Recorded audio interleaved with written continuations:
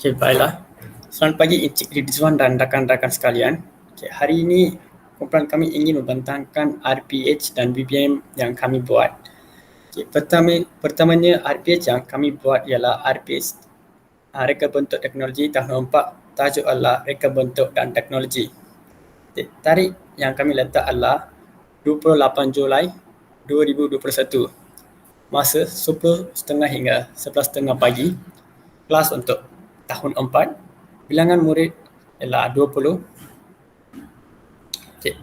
Tema bagi topik ini ialah sains rumah tangga. Tajuk yang kami ambil ialah reka bentuk makanan. Kemudian kemahiran atau fokus. Pada akhir pembelajaran, murid dapat menyatakan jenis makanan yang sesuai digunakan dalam reka bentuk makanan. Kedua, mengenal pasti reka bentuk yang sesuai pada jenis makanan yang dipilih. Ketiga, memberi 3 kepentingan reka bentuk makanan. Yang terakhir sekali ialah menerangkan kepentingan reka bentuk makanan. Pengetahuan sedia ada pula. Murid pernah lihat dan mengenali tentang reka bentuk makanan. Okay, standard kandungan yang kami ambil ialah 5.1 iaitu reka bentuk makanan. Okay, kami telah mengambil 2 standard pembelajaran.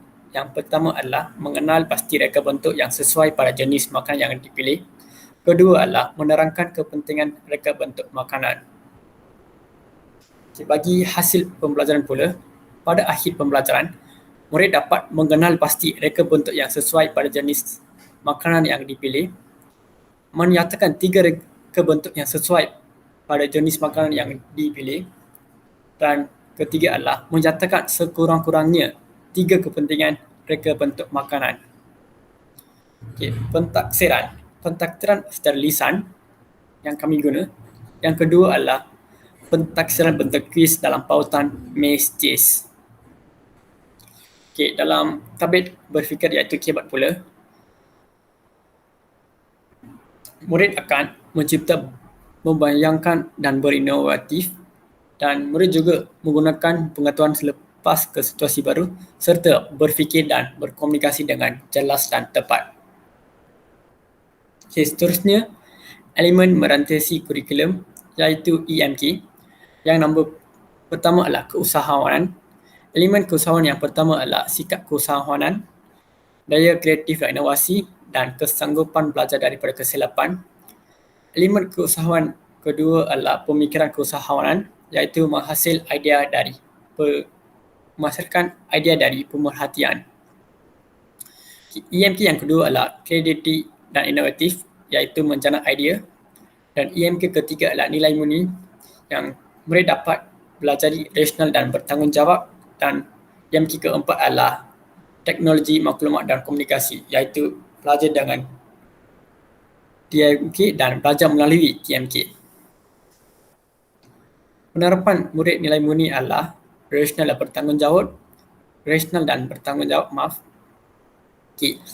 Bahan pembantu mengajar yang kami buat ialah video, gambar, PowerPoint dan Maze. Okay. Jauh ini merupakan butiran guru.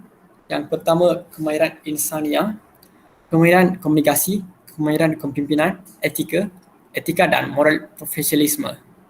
Dan kedua, pedagogi masa kini, iaitu berfikir secara kreatif dan kritis menyelesaikan masalah dan belajar untuk belajar. Okay, seterusnya, saya akan menerang set induksi yang seterusnya. Persilakan. Okey, sekarang yang pertama ialah set induksi. Set induksi akan dilaksanakan selama 5 minit dan isi pelajaran ialah pengenalan kepada pelajaran hari ini. Guru akan menayangkan video tentang reka bentuk makanan. Lepas tu, guru akan menanyakan soalan kepada murid tentang apa yang mereka telah lihat dan faham daripada video tersebut. Selepas murid jawab, guru akan mengkaitkan video dan jawapan murid dengan topik pembelajaran hari ini.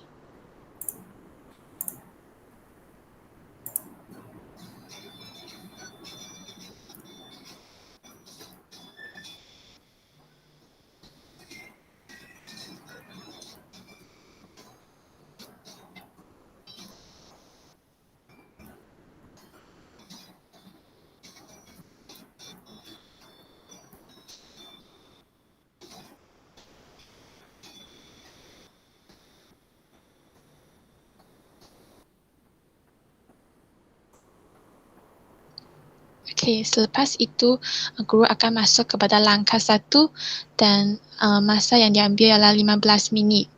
Guru akan memperkenalkan tentang reka bentuk makanan dan menjelaskan tentang reka bentuk yang sesuai pada jenis makanan yang dipilih.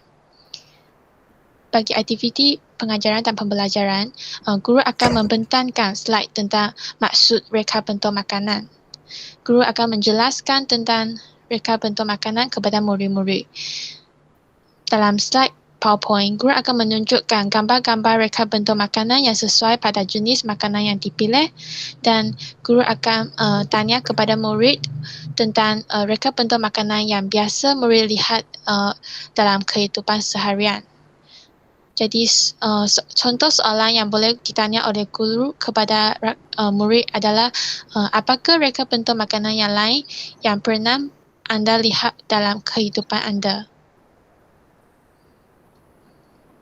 Okey, seterusnya ialah langkah yang kedua iaitu mengambil masa 20 minit.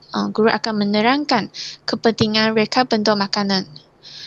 Guru akan menunjukkan dua gambar yang berbeza iaitu satu gambar makanan yang direka bentuk dan satu gambar yang makanan yang biasa. Lepas tu guru akan menanya soalan kepada murid tentang yang manakah makanan yang akan dipilih oleh murid dan mengapa murid memilih makanan tersebut. Selepas murid jawab, guru akan mengkaitkan jawapan murid dengan kepentingan reka bentuk makanan. Selepas itu, guru pun menayangkan slide tentang kepentingan reka bentuk dan mengajar menerangkan tentang kepentingan reka bentuk makanan.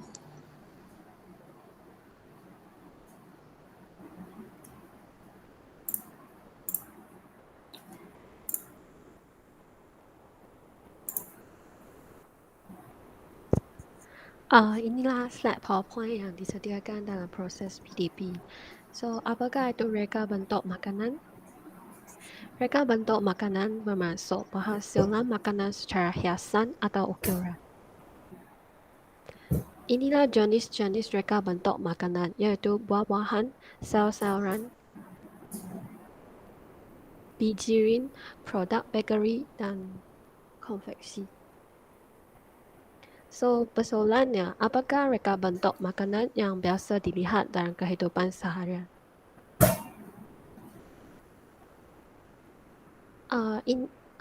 Melalui dua gambar ini, apakah pilihan anda untuk mana satu roti yang akan awak pilih? A atau B? Kenapa? Seterusnya adalah kepentingan reka bentuk makanan. Terdapat beberapa kepentingan reka bentuk makanan. Antaranya adalah mengikut tren semasa, memberikan pilihan kepada pengguna, memperkenalkan budaya berbagai kaum, memenuhi kehendak pengguna yang ingin mencuba sesuatu yang baharu dan meningkatkan nilai komersial.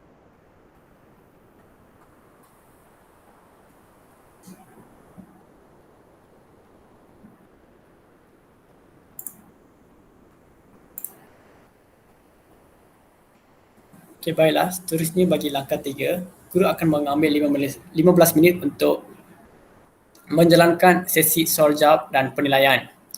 Okey, pertama, guru tanya beberapa soalan untuk menguji kefahaman murid. Kedua, guru memberi kuis dalam medium pautan maze, chess. Dan ketiga, guru memberikan ganjaran kepada murid dan bentuk points.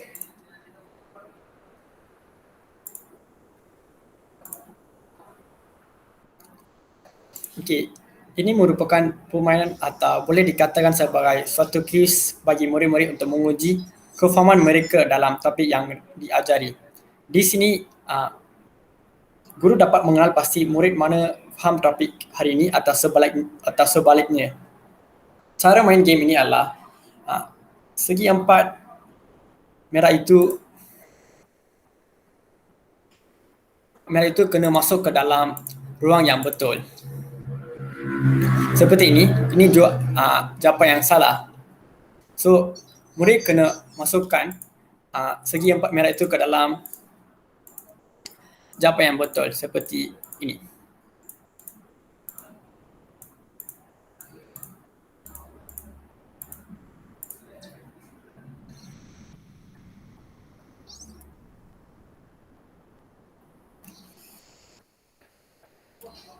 Jadi,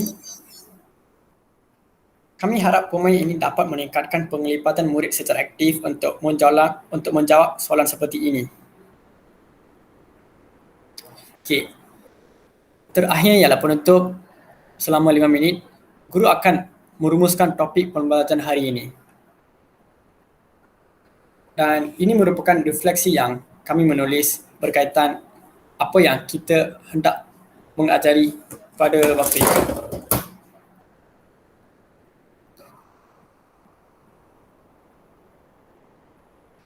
Itu sahaja daripada kami. Sekian, terima kasih.